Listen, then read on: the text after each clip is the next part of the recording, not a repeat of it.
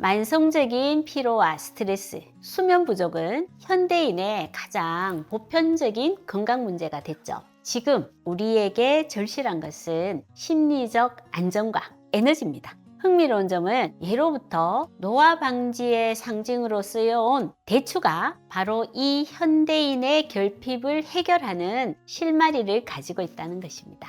대추의 항산화 성분은 전통적인 노화 방지의 기대와 일치하고 그 신경 안정 성분은 현대인의 스트레스 완화와 수면 유도의 요구와 정확하게 연결이 되거든요. 그런데 많은 분들이 대추를 잠 잘 오게 하는 식품 정도로만 알고 계시는데요. 여기서부터 바로 잡아야 할 매우 중요한 오해가 시작이 됩니다.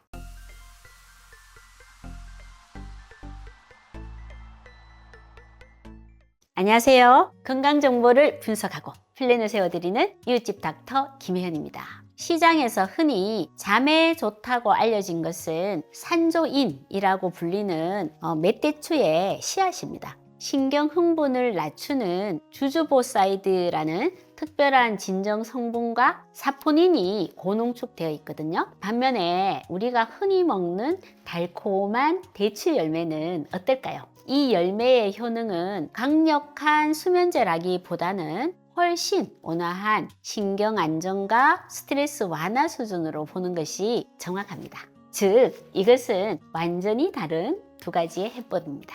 낮의 스트레스와 불안은 대추 열매로 관리하고 밤의 임상적인 불면은 산조인으로 관리하는 두 가지를 명확하게 구분해서 접근해야 하는 거죠. 그렇다면 이런 질문이 생기죠. 약으로 쓰이는 산조인이 멧대추의 씨앗이라면 우리가 먹는 일반 대추의 씨는 그냥 버려야 할까요? 아닙니다. 이 씨앗을 약재로 쓰기 위해선 반드시 거쳐야 할 과정이 있습니다. 바로 덕금입니다. 이 덕금 처리는 두 가지의 핵심 목적을 가진 화학적 공정인데요. 먼저 안정성의 확보입니다. 이 대추 씨앗에는 아미그달린이라는 미량의 잠재적 독성 물질이 존재할 수가 있는데요. 고온으로 덕금 처리를 했을 때 이런 물질을 분해하거나 불활성화시킬 수 있어요. 그리고 유효성의 증대입니다. 이 덕는 과정은 쓴맛을 잡고 고소한 향미를 만들 뿐만 아니라 새로운 항산화 성분까지 생성해서 유효 성분을 높여줍니다.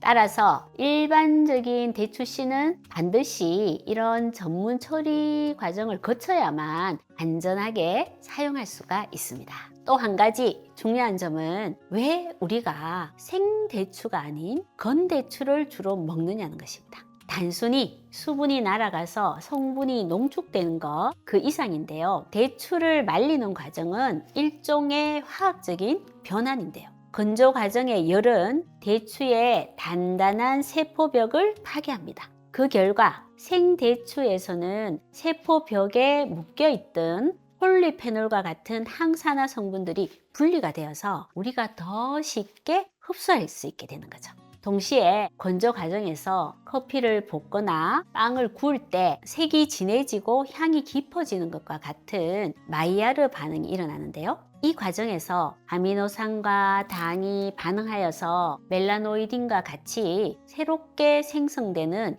강력한 항산화 활성을 가지게 됩니다. 결론적으로 건대추는 단순히 생대추를 농축시킨 것이 아니라 가공 과정을 통해서 폴리페놀의 활성과 종류가 변환이 된 더 발전된 형태다라고 이해하시면 됩니다.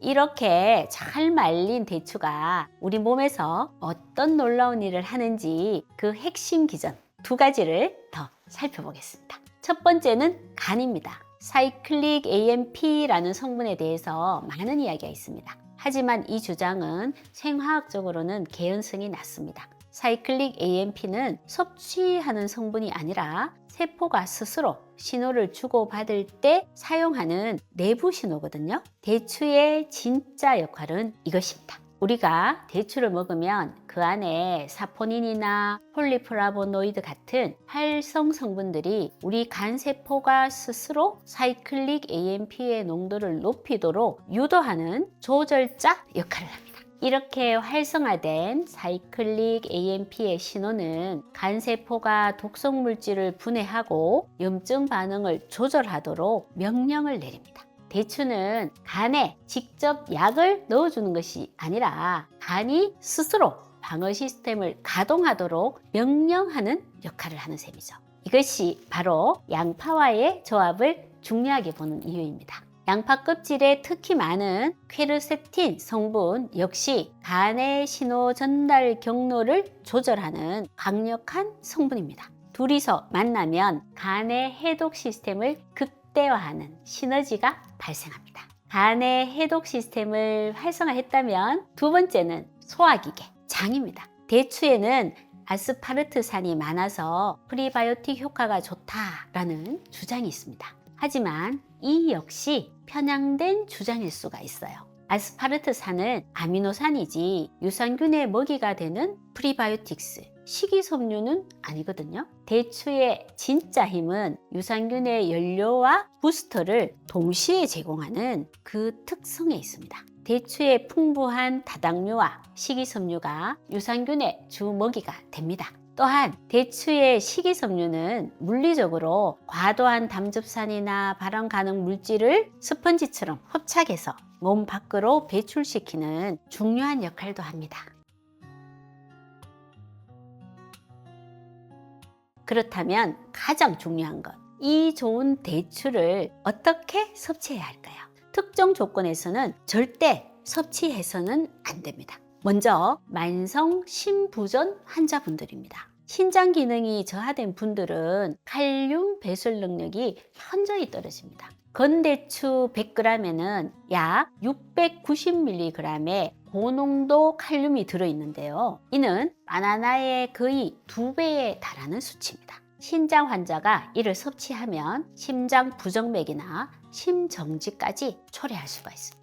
그리고 당뇨병 환자분들 역시 마찬가지입니다. 건대추 100g당 당류의 함량은 무려 63g에 달하며 혈당 스파이크를 유발할 수 있으므로 금지할 필요가 있습니다. 몸에 열이 많은 사람이라는 모호한 표현이 있는데요. 급성 염증 상태일 때를 말합니다. 감기나 편도염으로 열이 나거나 급성 위염이 있거나 황달이 있는 등 몸에서 급성 염증 반응이 일어나고 있을 때를 대추의 섭취를 중단하시는 것이 좋습니다. 대추의 따뜻한 성질이 신진대사를 촉진하기 때문에 이 염증 반응을 악화시킬 수 있는 겁니다. 마지막으로 약물 상호작용이 있습니다. 의사에게 처방받는 고혈압약, 그 중에서도 가장 보편적인 ACE 억제제나 ARB 계열의 약물을 복용하는 분들은 칼륨이 몸 밖으로 빠져나가는 것을 막아서 체내의 칼륨 수치가 높아질 수 있습니다.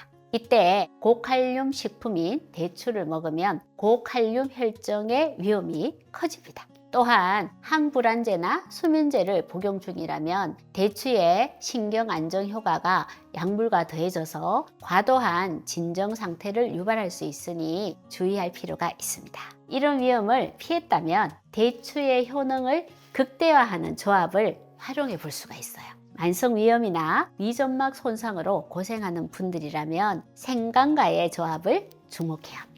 생강의 진저롤, 그 성분이 위염의 공격 인자인 염증 자체를 억제하고 대추의 펙틴 성분, 위벽의 겔 형태의 방어막을 형성해서 위점막을 보호합니다. 갱년기 증상으로 힘든 분들도 있습니다. 이때는 칡과의 조합이 도움이 될 수가 있어요. 칡의 이소플라본, 그 성분이 상체의 열과 같은 신체적 증상을 조절합니다. 반대로 파는 함께 섭취하지 않는 것이 좋습니다. 대추는 에너지를 안으로 모으고 진정시키는 작용을 하는데 파는 반대로 에너지를 밖으로 헛어내버리는 작용을 합니다. 두 가지의 상반된 목적이 충돌해서 대추를 먹는 본래의 목적을 방해할 수가 있어요. 오늘 말씀드린 내용을 바탕으로 본인의 건강 상태를 면밀히 살펴서 대추의 이로움을 현명하게 활용하시길 바랍니다. 지금까지 평생 건강을 위한 기능의학 파트너 하이맵 의원 원장 가정의학과 전문의 김혜연이었습니다. 감사합니다.